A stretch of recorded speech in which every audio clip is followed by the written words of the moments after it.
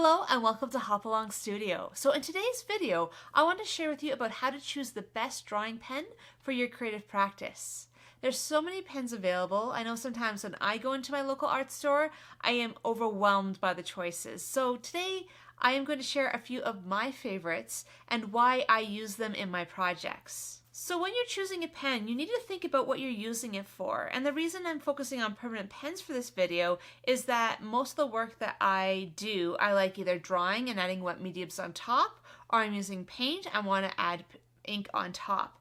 So that means that I want something that is permanent, that will not bleed or run as I'm working. But that might not be your usage case. When you're choosing a permanent pen, you need to think about what surface you're using. Are you using super smooth watercolor paper or cold press paper or Bristol board? Are you using a more rough watercolor paper that's cold press? Are you using it on top of acrylic paint? Are you using it on top of chalk mediums or other drier mediums? These are the questions you need to ask yourself before you even start choosing a pen, because based off of whatever you decide you want to use, that will affect which pen you choose. The next question you need to ask yourself is, how do you like to draw? Are you a person who likes super fine line pens and a lot of details and very, very fine strokes? Or are you looking for more of a brush pen style where you can add pressure and the lines change? Or you want super vivid dark color? Because that will affect what pen you choose as well. You also need to consider drawing time when you're choosing a pen.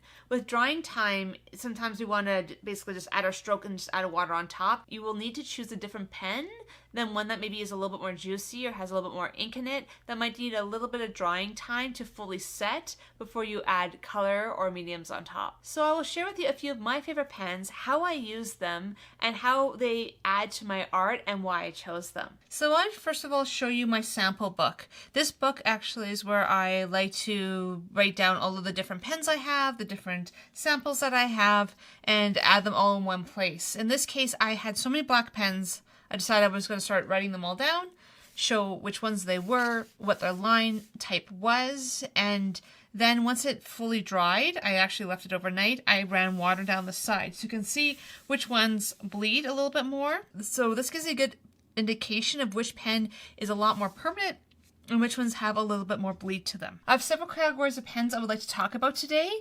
The first is going to be the Fineliner pen. So with the Fineliner pens, these include the Micron Pigma pens by Sakura.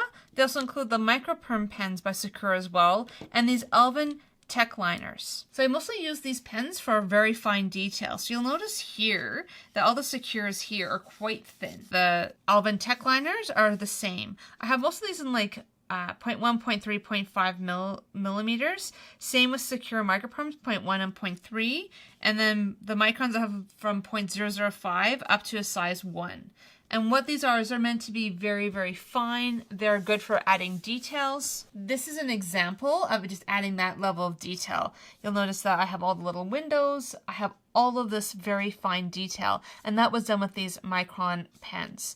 With that Fineliner, and especially with the different levels of Fineliner, you can end up having areas that have a little bit more deep detail and other areas that are a lot more fine. One thing to realize is that these are to be used best on very smooth paper. I wouldn't suggest using a 0.005 pen on top of acrylic paint. It's not going to work very well, and you're going to damage the nibs. But I do love that they do have the very fine detail.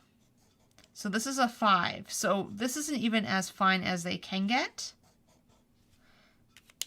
You can get to 0.005 here, which you can see how much lighter and finer that line is. And so depending if you're trying to add textures or you're doing very fine drawing, these are a very good choice. And each one of them basically have a very similar look to them. The black ink in all of them is a little bit different from each other. I find that every brand has a very slightly different hue to the ink that they add to their pens.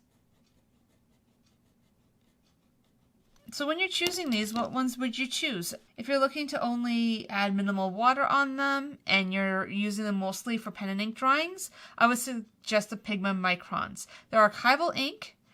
They are a pigment ink and they work very, very well.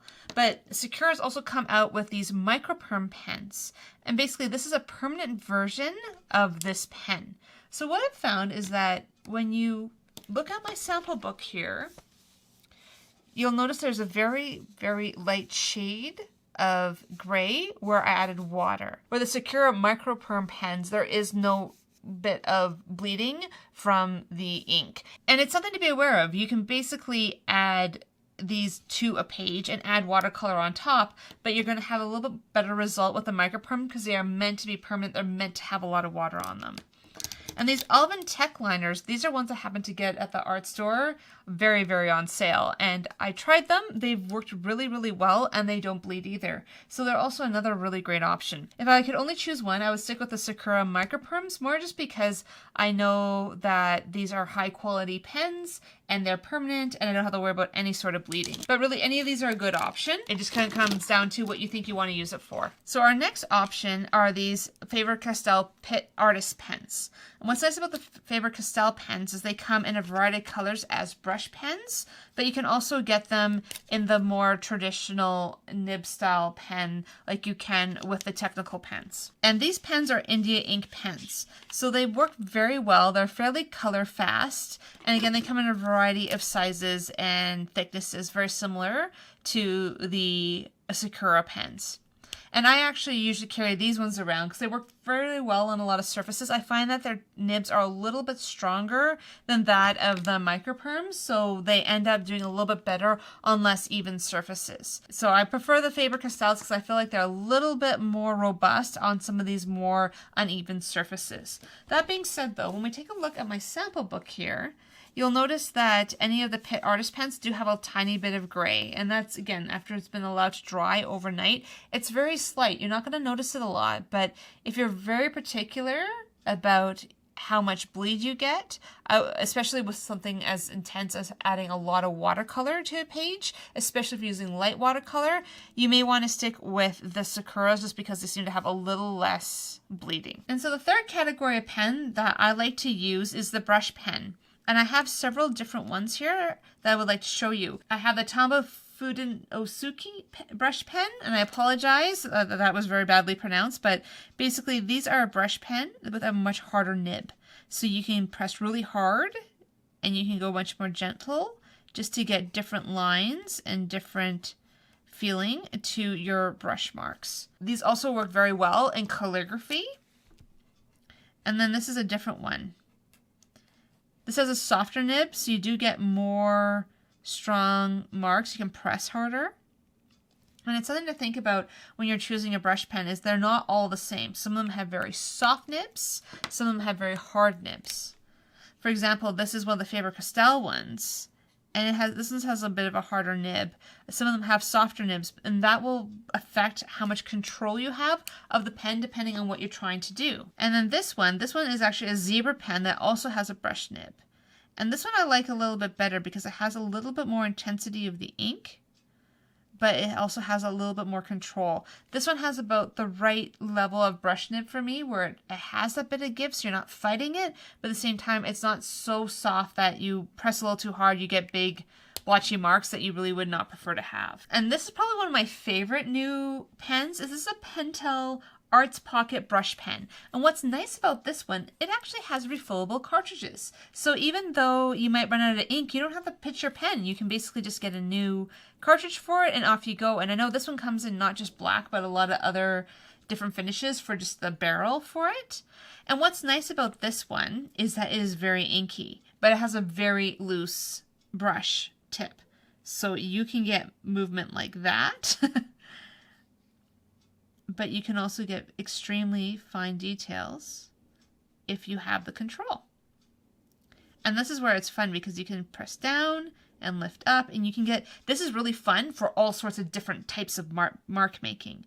But it does take a certain amount of control. And so this is one that I play with and I'm starting to get a little bit better with, but it doesn't come naturally because I don't have that much control. You need to think of this one more like using a paintbrush over more of a pen style brush. So what I love about this particular pen is that you can use it on mixed media backgrounds. This particular background was done with tissue paper and matte medium, and then I ended up just adding my writing on top. And what was nice about this is because it's such an inky pen, all I had to do was do one stroke. There was no working it over several times or getting it darker. It's extremely inky, it works extremely well, and this is where you end up with a really good contrast. And because of the way those bristles are on that pen, you can splay it, you can work it, and it's not going to ruin it. It comes back to the tip again.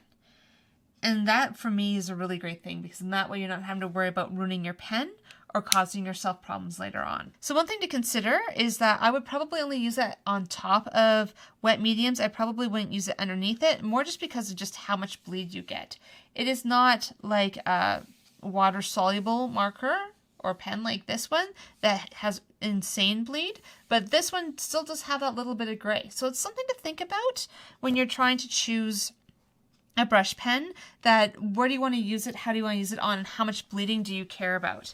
But for not having to worry about damaging a pen in mixed media work, this one has to be one of my favorites. And the last set of pens are my random pens, I'll call them, just because I don't really have a home for them. This one's a platinum pen, and this is actually, again, another refillable pen. I have gone out and looked for cartridges that are for permanent ink. And that's why I use this one as a permanent pen. Most of the cartridges that come with these pens at first are not permanent.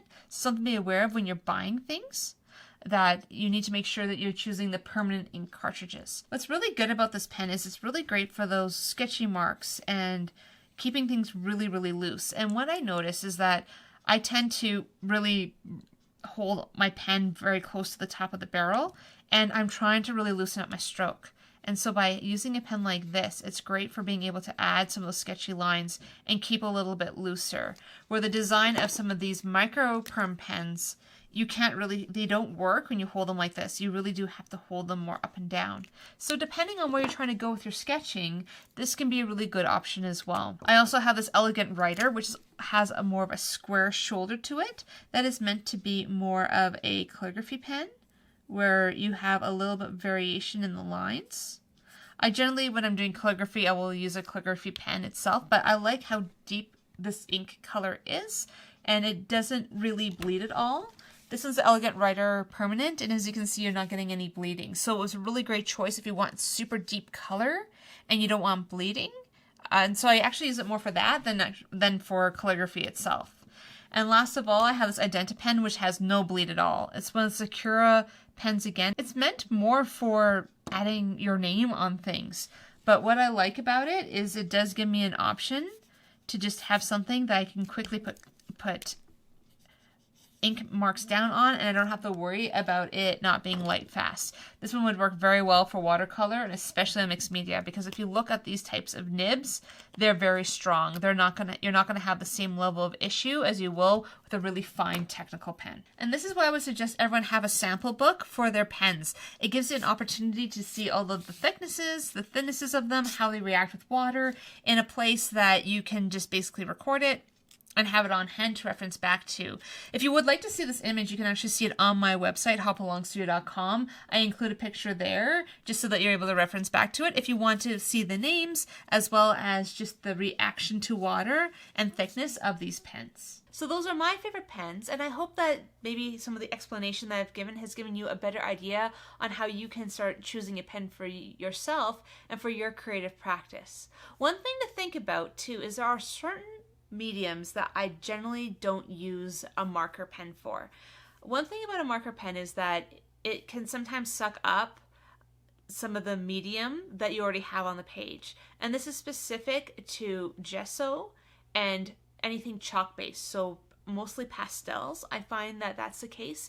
And in those situations, I usually end up using a dip pen. If I'm using gesso and I need to actually add black ink to gesso, I make sure to dry it at least 24 hours, sometimes 48 hours. You need to make sure that's bone dry. That's one way you will prevent from ruining your pens. But the one thing about gesso, it is a very rough surface. And with that rough surface, sometimes you end up with it damaging the pen nibs. And I find with chalk ink, with pan pastels, with just dry pastels, I do find that they are difficult to add marker on top. I find that usually what they end up doing is pulling some of the chalk or some of those drier mediums into the pen, and it basically kills the pen. I've even had to kill a few of my paint pens. I usually don't have too much issue with chalk or anything like that. So it's something to think about, that when you are using these on a surface, you need to think about what you're using them for. So if I'm having issues with pan pastels maybe causing damage to my pen, I often move to a dip pen. A dip pen is really nice because, again, it's just that metal nib and your pot of ink, and that way you don't have to worry about anything clogging. It goes on very well and you don't have any issues.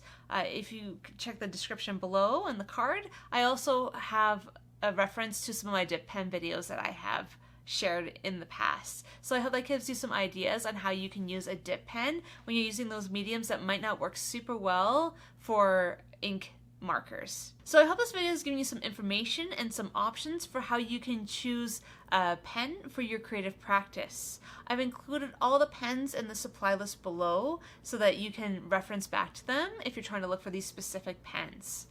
I hope that you've enjoyed this video, and if you have, if you could like it, subscribe to my channel, and just maybe leave a comment if you've enjoyed this video and maybe something you've learned.